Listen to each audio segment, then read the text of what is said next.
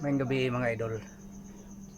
Ayon sa kaalam size gis, kinahanglan mga idol nga ang usa ka butang mga idol ato kining balaanon, kay susama usab nga ikaw atong balaanon usab, ug sa panahon sa paghukom mga idol o kini makapanalipod kanimo mga idol.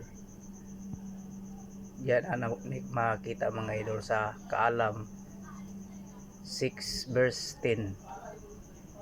Busa mga idol nga kinahanglan mga idol nga ang ato ang presensya unsa man ang nabutang diya sa tuwa diya sa simbahan, mga butang ka na mga idol nga balaan.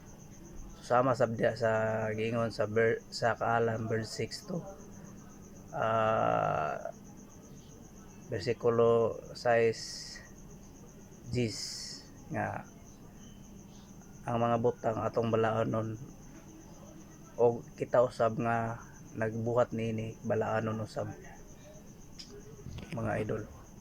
Ug mo kini mga idol nga sa panahon sa paghukom mo kini mga idol ang makadepensa kanato.